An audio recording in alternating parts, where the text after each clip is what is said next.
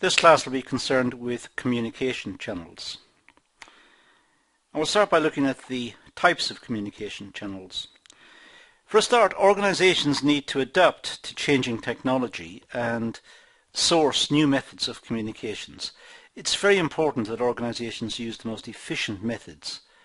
Organizations must use the most efficient ways of communicating with their employees, with the managers, and in fact with all of the stakeholders within the business.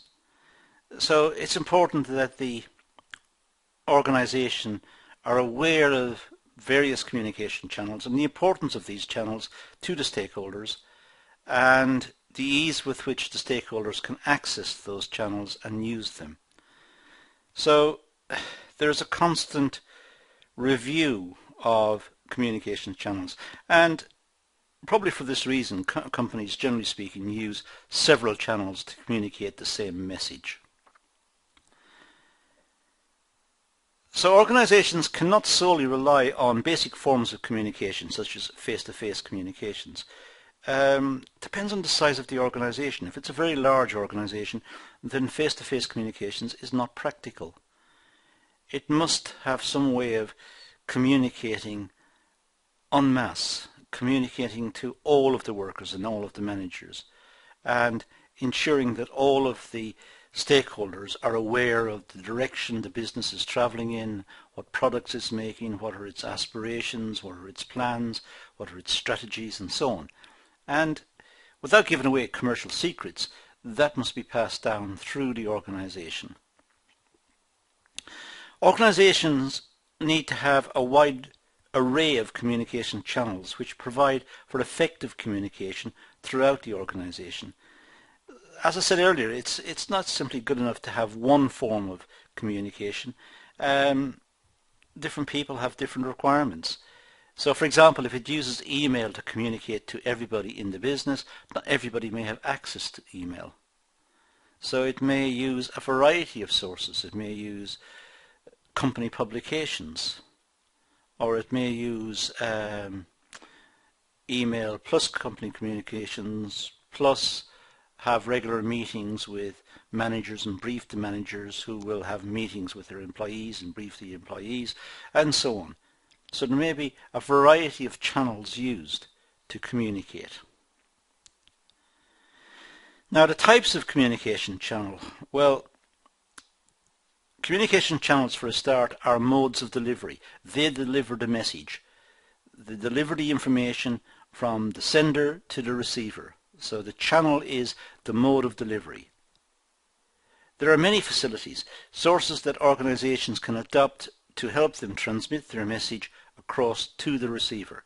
So there are many forms of delivery mode. As I said earlier, emails, publications, newsletters, various forms of communications mode that may be used, and it's for the organization to deem which ones are most effective and most efficient. But communication channels may be grouped as formal, and we'll look at these different types coming up in a moment. They may be informal, and they may also be unofficial. Now, as I said, we're going to look at these in turn in a few moments, so we'll just move on for the moment and say that there are three types of communication channels that we can distinguish in this context: formal, informal, and unofficial. Now let's look at each of them. We'll start with the formal communications channels. These obviously occur in formal settings. Company policies and procedures need to be complied to. So it's important that the company communicates what its procedures are and what its policies are. And it needs to do this formally. It needs to do it effectively and formally. This type of communication flows downwards through the chain of command. It comes from senior management to tactical management to line management to the operational level, and from there to the employees. But it may also flow to other stakeholders, to suppliers of raw materials, or to shareholders, or whoever the stakeholders are.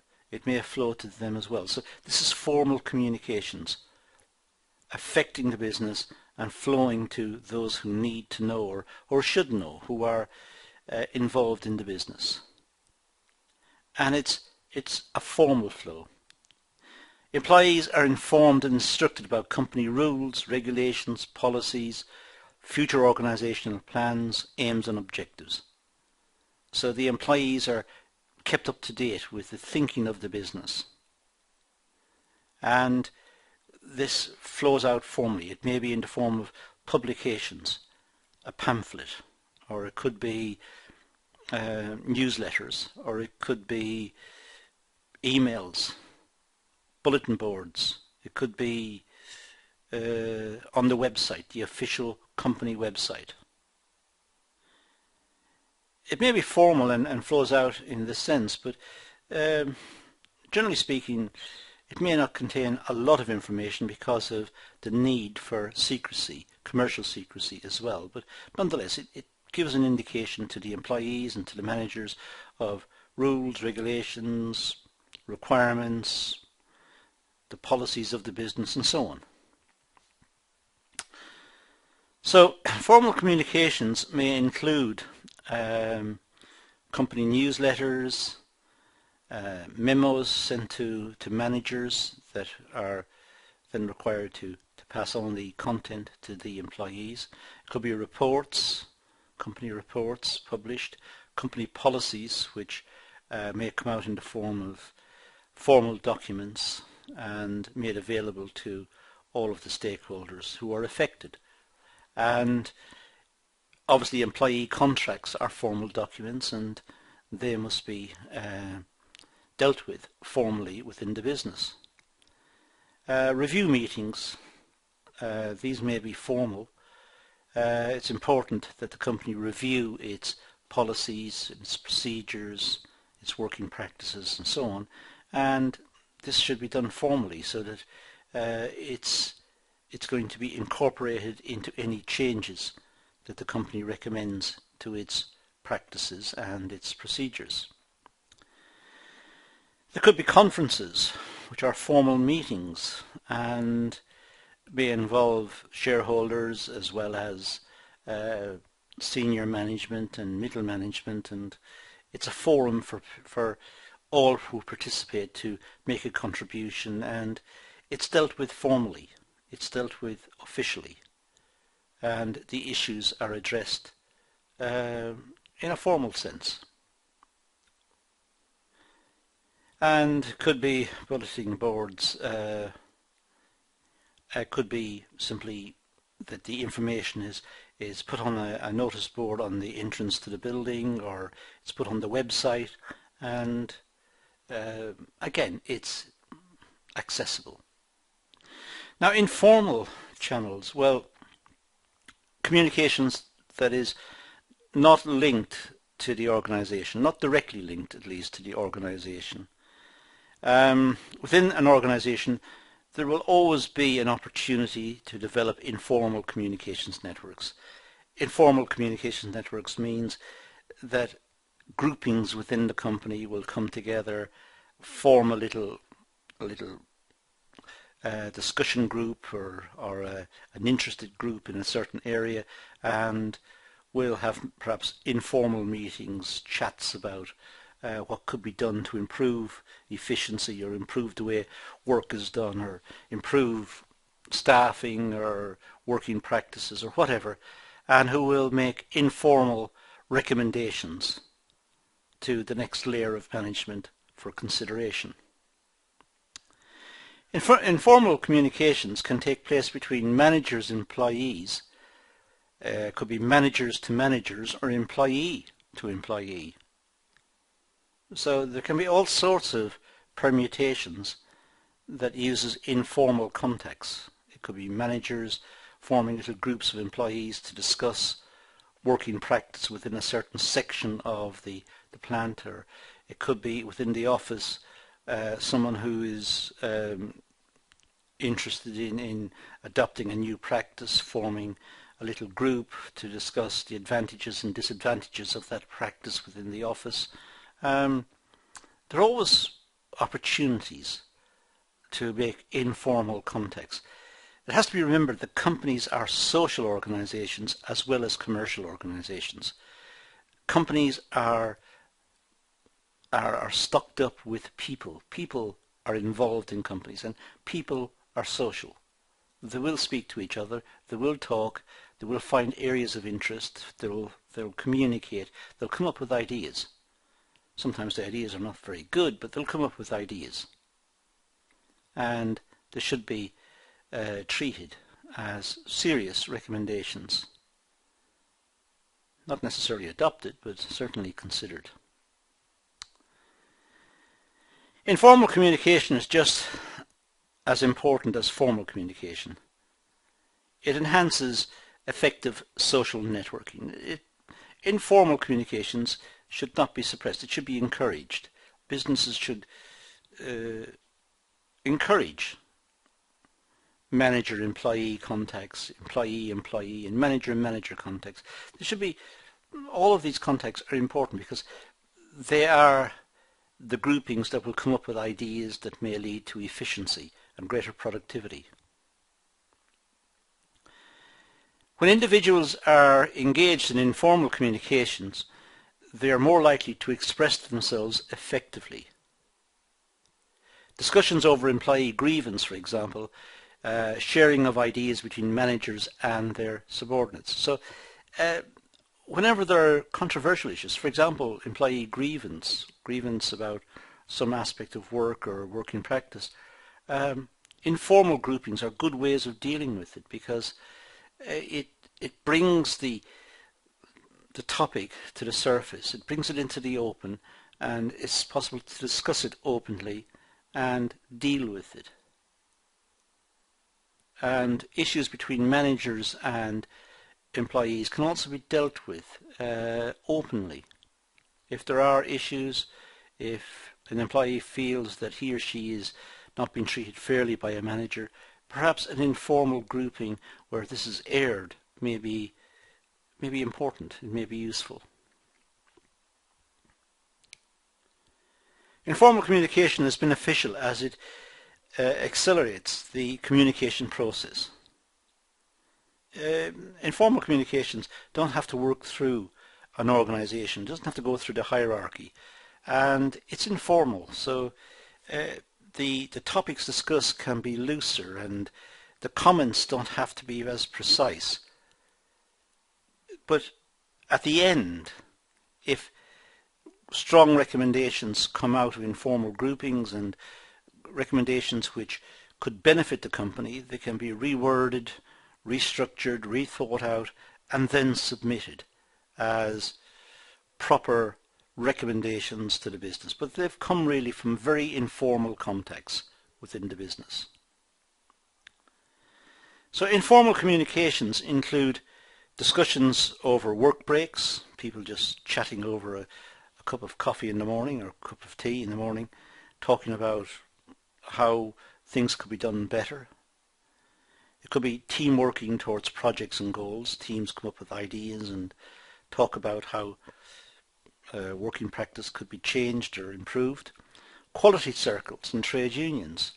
A quality circle is when management encourages a group of employees to attend a weekly meeting. In work time, they attend the meeting for perhaps an hour and they just sit around and discuss any topic they want to related to the business, and the following week they may follow up on the topic and discuss it a bit more, and out of this there may be some recommendations for improvements, ideas that the management have missed or overlooked, and the workers, the employees, may come up with these ideas, and that would be valuable.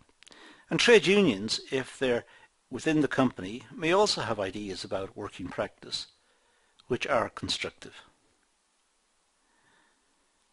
And it could also be that there are opportunities to take part in training initiatives as groups.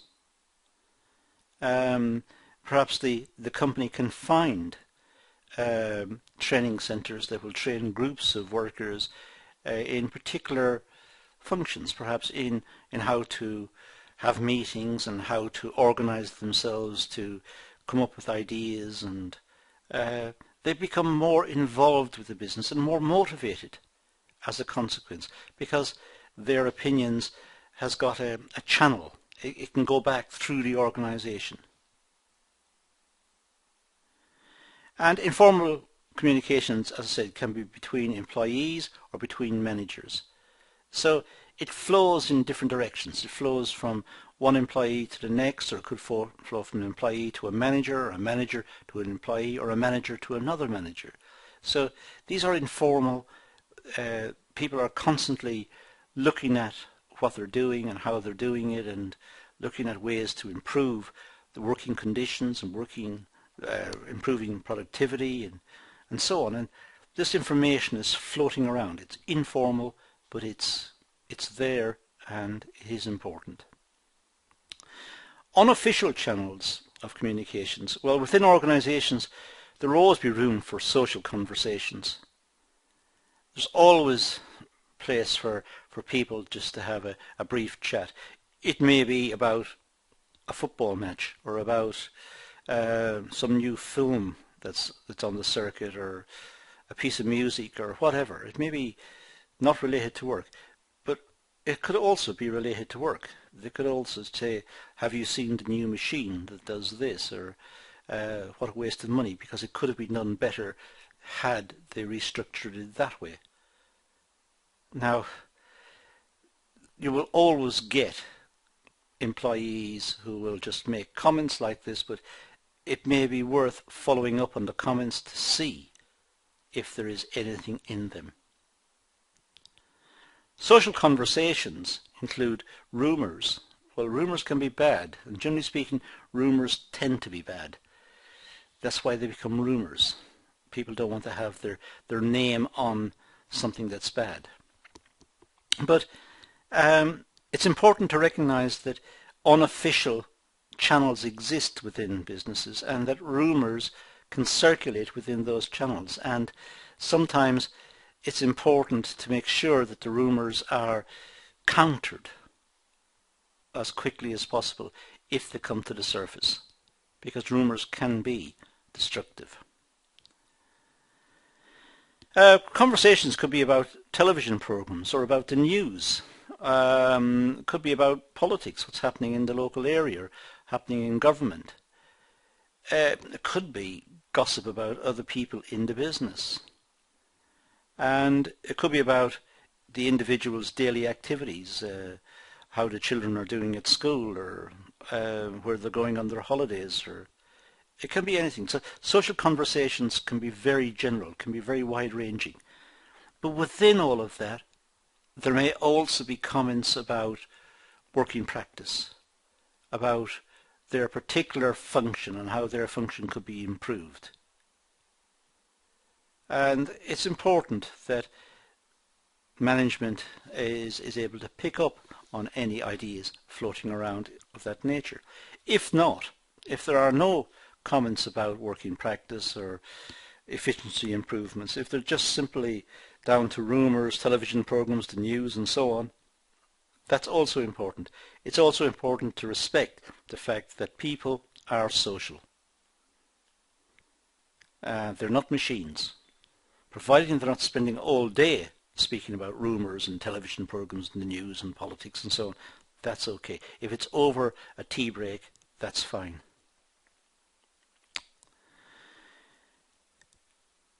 Unofficial communications occur outside the hierarchy and outside the hierarchical structure, and they are broadly irrelevant to the work environment. Most of the topics discussed in unofficial circles is irrelevant to the business. But as I said earlier, there may be sometimes some comments about working practice, or layout of a particular plant, or the quality of the raw materials, or there may be some comment. So it's important, if there is, and if it comes into the informal channels, that it's dealt with, and it could be picked up from there. If not, if it's simply the case that people over the morning break or the afternoon break want to talk about television or music or a football match or whatever, so be it. People are people. The unofficial channel is a means for developing friendships with people who may have the same opinions, personality or attitude as yourself. It's important to recognize that people who work in a company have got something in common. They all work for the company. So they will have similar experiences and they will have something in common. So it's natural for them to talk together and mix together. One main disadvantage of the unofficial communications channel is the fact that it causes distractions at work. If it's allowed to grow too big, it may distract people from working, and that could be counterproductive. Managers need to be able to manage unofficial communications, especially, for example, rumours, which can be exaggerated and which can cause problems in the workplace.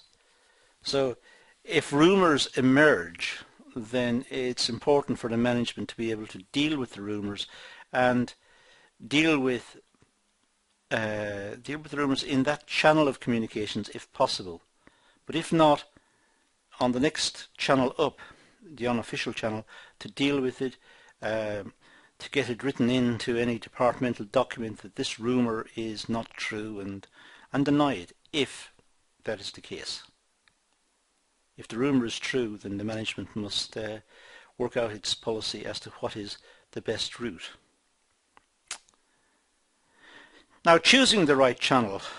It's important to use the right communications channel to achieve the desired effect on the receiver. So people want to receive information in different ways. Some want to receive it online, an email, or through the website, or some people want it in written format.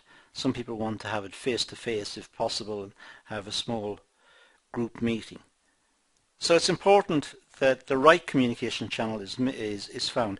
And usually, as I said earlier, the company may want to use 2 or 3 channels to communicate the same message, so that it maximizes the probability that everyone will have received the message. Now, there are certain factors that need to be taken into account when using the correct channel. For example, the time of the communication and the complexity of the communication. Sending information by email is not necessarily the best way of communicating to people on the shop floor. They can't stop what they're doing and go off and read their emails. It may also be the case that many people don't want to use emails as a means of communications, or find it complex. So it's important that the channel that's selected is appropriate for the receiver. And the channel of communication must take into account the distance. If the communications affects an office, then perhaps a short meeting within the office may make the communication clear, and back it up with a memo to the office, to the people working in the small office. Sending an email to everyone in the office seems like it's not required. The distance doesn't justify it almost. Emails are okay over a long distance, or to another company, or to a different plant of the same business. But if people are working in the office, sending an email to everyone in the office, although it does guarantee that they receive the information if they're using email as a part of their work, it may also be a situation where it's seen as too formal for that setting. Perhaps talking to them and backing it up with a simple memo to say what was said and to summarize what was said at a short office meeting that may be sufficient. Written records, as far as possible, written records of meetings should be kept. It's important that everyone understands the message, and to that end those who receive the message should be recorded. If it's a meeting, a roll should be taken, and the message should be made clear at the meeting, and then an opportunity for questions be given to the people attending, so that any ambiguity can be ironed out at the meeting, and follow it up with a written record of the meeting, perhaps the minutes of the meeting, and that's passed to all of the attendees. And having interactions and having feedback is important. A channel of communication should allow for feedback. If there are questions regarding a communications, the receiver should be able to send back a question or seek clarification on a particular point, and should be able to interact with the person sending it. And there may be issues of confidentiality that need to be addressed. The content of some communications may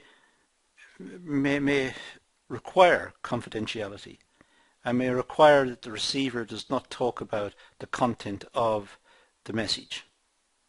And that should be made clear, and the channel of communication should be most appropriate to ensure confidentiality.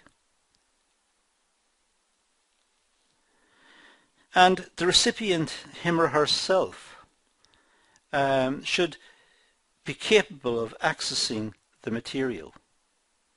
If it's on a website, it should be made obvious where the information is. The link should be clear. The recipient should be able to access it. If it's a formal report, it should be presented in a way that makes it easy to find the information that's relevant to the recipient. So the skills and the ability of the recipient should be borne in mind. Otherwise, it's not effective communications. If it's communications that the recipient is not able to receive, then it's not communications. So it must be such that it takes into account the skills and the abilities of the recipient to receive the message.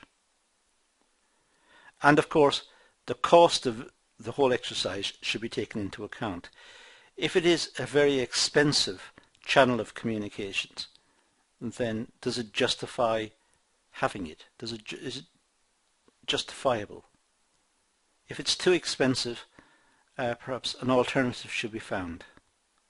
If it's only used once in a while for a few people and it's expensive, perhaps it could be cut and an alternative found that's cheaper. Now, choosing the right communications tool. Well, factors and the considerations. First of all, time and complexity. The time it will take to complete the message. So how long will it take to prepare the message? If it's on the website, it'll have to be drawn up properly. It'll have to be of the same style as the rest of the website. It'll have to fit the style of the website. It'll have to be put onto the server. Does it justify? Does the message justify that? The distance. Location for delivery. Different towns or countries or within the department. If it is long distance, if it's to a supplier in a different country, then email and electronic correspondence is the most efficient. But as I said earlier, if it's an office communications, maybe just talking to the people in the office might be the best form of communications. Record. There's a need to keep a record for legal reasons and company policy. So when a message is sent out from the company, it's important to keep a record of the message, and also perhaps ask the receiver to acknowledge receipt of the communications.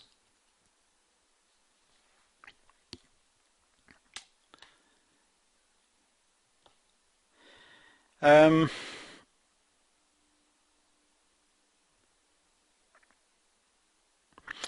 there's feedback. Is a response required? Some messages may require some feedback, some comment by the recipient, or it may just require acknowledgement that the recipient has received the message, which is also important. Confidentiality.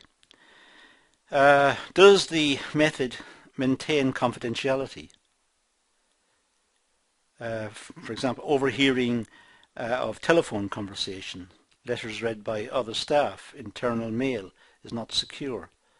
So what sort of confidentiality does the message require?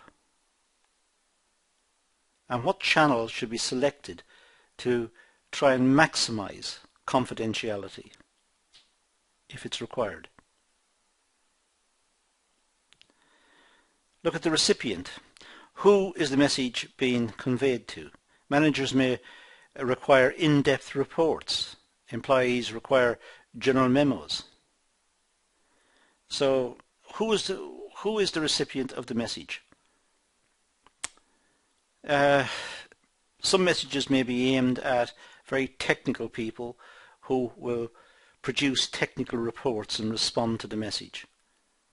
Some messages may be just conveying general ideas about work or about plans for the future or a reorganization of the department, and be aimed at the employees who don't have to respond.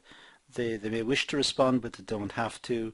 It's just so different recipients require different types of channel and will have different requirements from the message. And the cost is to achieve the desired result at the most cost-effective way.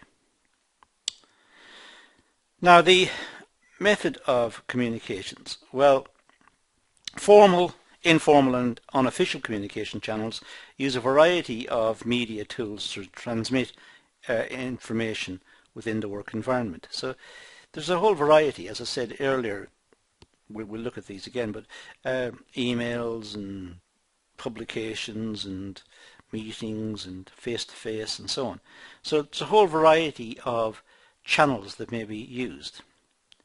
These tools include, as I said earlier, email, or it could be face-to-face and over the phone. Face-to-face has got the advantage that body language can be checked as well, to see if the person receiving the message is happy or unhappy about the message. It could be a conference, which is a way of making communications. The employees or the managers are invited to some sort of conference, and policy changes are discussed and so on. So it may be that the communications is via conference, or it could be newsletters, or it could be even a suggestion box where the employees are asked, or the managers are asked, to make suggestions, and then the management follow up on the suggestions and communicate it back via some channel, via a newsletter. So the two-way interaction could be coming from the employee in terms of a suggestion box, going back to the employee in the form of newsletters. The staff room is always a good place for communications, where people meet for a coffee and to have a break from work, and while they're having a break sometimes they talk about issues at work, and putting a note up in the staff room about a change in policy or some piece of information that needs to be imparted. That's a way of communicating, and that's a tool for communications. It's one of the channels that may be used. It could be a letter, but nowadays letters are becoming less frequently used. The intranet and fax. Well, fax is also not widely used anymore, and the intranet is only useful for people who have access to a terminal and who can get onto the intranet. So it may be useful for some parts of the organization and not for others. Now, the advantages and disadvantages of communications methods. Well, let's start with face-to-face and over the phone, this type of conversation. There's no structure required. Discussions are open to all topics. It builds relationships, so it's good in that sense. And emotions and feelings can be expressed through verbal and non-verbal communications. And of course, feedback is instant. So there are lots going for face-to-face communications. It's got lots of advantages. So face-to-face has got those advantages, but it's also got disadvantages. There's no record of the conversation, so one party may deny ever having the conversation. Lengthy conversations can lead to boredom and loss of concentration. So if it's a long chat by one party talking to the other, explaining something to the other person may become bored and lose concentration. And the body language must reflect the verbal communications. Otherwise there will be confusion and misunderstanding.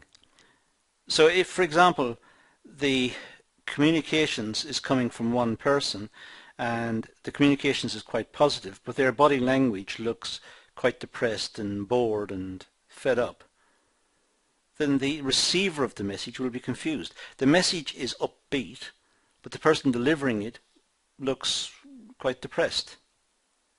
So what does the receiver make of that? Well, the receiver will be quite confused about it. So that's face-to-face. Conferences and meetings. Well, they're effective for decision making, sharing ideas and opinions, very good for sharing ideas and opinions, a meeting or a conference. Good for problem solving. They can come up with ideas. A record of the meeting is available through the minutes. So a variety of visual aids such as presentations can help in the communications process. So there may be the use of slides, PowerPoint, or some sort of computer animations or whatever to keep everybody interested. But there may also be disadvantages.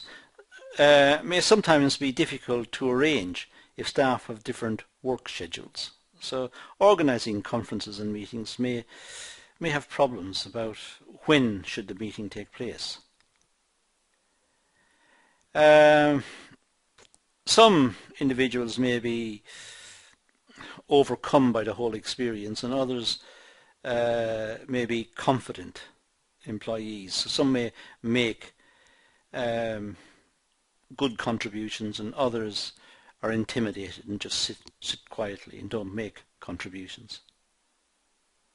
And of course, the fact that there is a meeting and there are a group of people, there may be disagreements and maybe arguments and disputes, and there may be issues arising at the meetings which could be quite bad.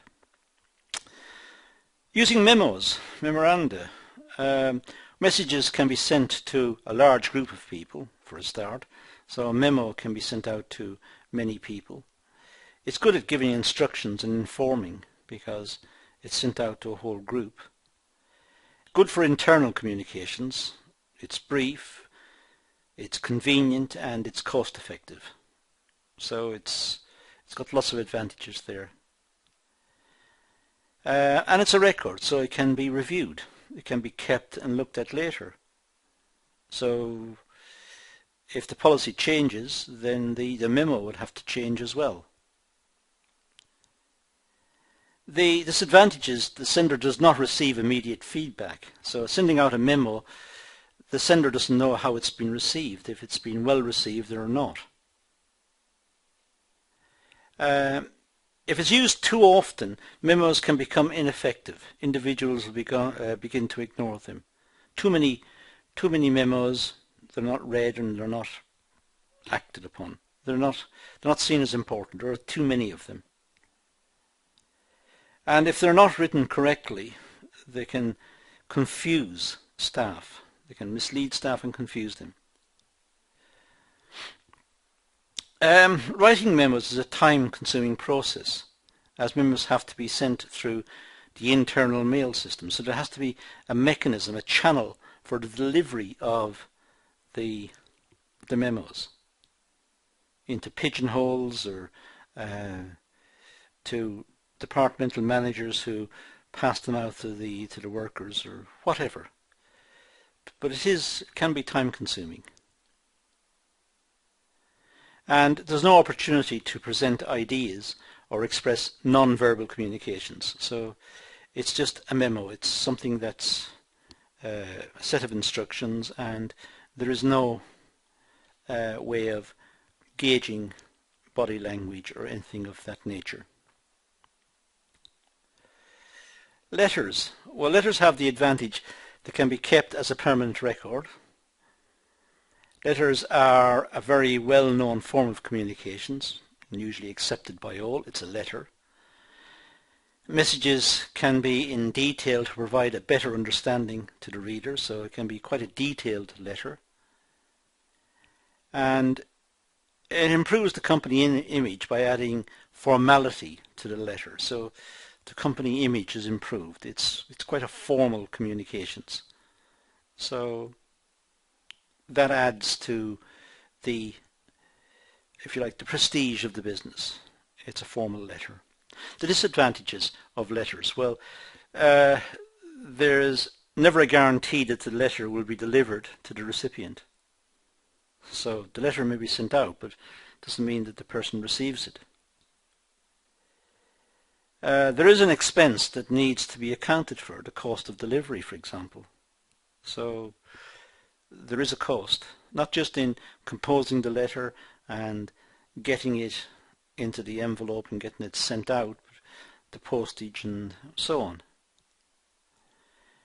Maybe time consuming, as letters need to be formally written.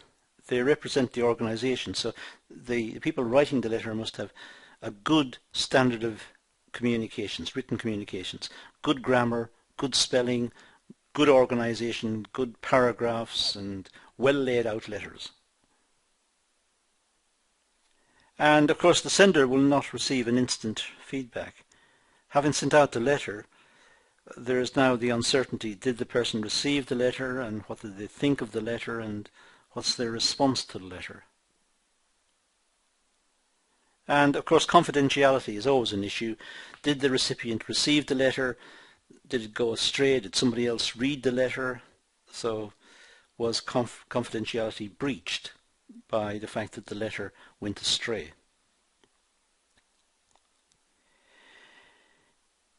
Email. This is our last one to look at. A much faster delivery approach than letters. Emails can be sent to anyone and anywhere around the world, so it's a very fast means of communication, and it's global, and it's almost a guaranteed delivery method. It tends to go to the person that it was aimed at, and of course the message can be sent to a group of people and even forwarded to others. So the convenience of email is very great indeed, and it's very cost effective, very cheap to do. Once the letter is prepared, once the email is prepared, I should say, it can be sent, and it could have an attachment. You can have a PDF attached which gives further details or instructions, or it could include a manual for engineers to read, or could include the company report on some issue which is attached as well. So it's a very flexible and a very powerful channel of communication. However, it doesn't maintain confidentiality, as messages can be forwarded without the sender's consent. Having received an email, the person who receives it could then forward it to somebody else. Could forward it to a local newspaper and say, this is what the company is planning to do, and it's against local community interests or whatever. So confidentiality can be easily breached with email. And the recipient needs to be IT literate in order to access emails. Well, I think more and more people are IT literate, but there's always an issue. Some people may be reticent to use emails or may not be happy by using this channel of communication. So there's always an issue as to whether people receive it or not. And of course, emails may contain viruses, and there may be issues about viruses. And some people may look at the email and think they're not opening it because the possibility it'll trigger some sort of virus. So there is that issue as well. And as I said in the first point, emails do not maintain confidentiality, so there are issues about that. So these are the communications channels and some of the issues involved in communications channels, and really that's all I'm going to do in this session. So I'm going to finish off there and say thank you for watching.